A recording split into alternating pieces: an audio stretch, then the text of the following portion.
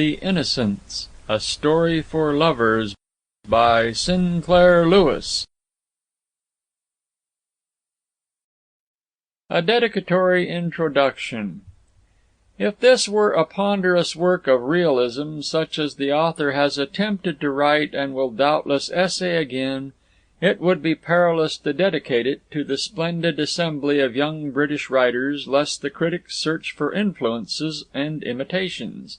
But since this is a flagrant excursion, a tale for people who still read Dickens and clip out spring poetry, and love old people and children, it may safely confess the writer's strident admiration for Compton Mackenzie, Hugh Walpole, Oliver Onions, D. H. Lawrence, J. D. Beresford, Gilbert Kenan, Patrick McGill, and their peers, whose novels are the histories of our contemporaneous golden age.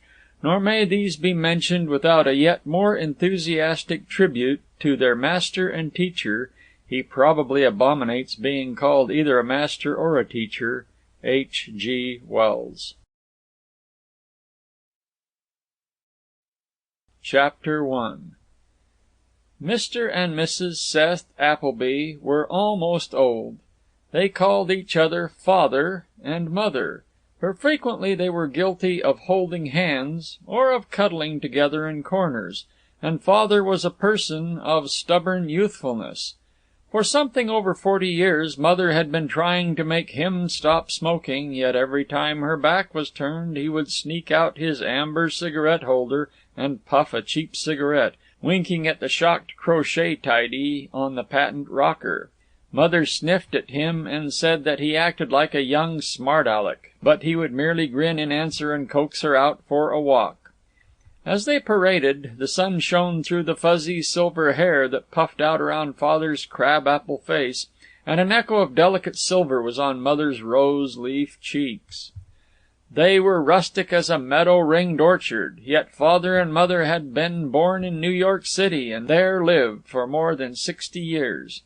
Father was a perfectly able clerk in Pilkings's shoe store on 6th Avenue, and Pilkings was so much older than Father that he still called him, "Hey, you, Seth," and still gave him advice about handling lady customers. For 3 or 4 years, some 10 years back, Father and Mr. Pilkings had displayed ill feeling over the passing of the amiable elastic-sided Congress shoe.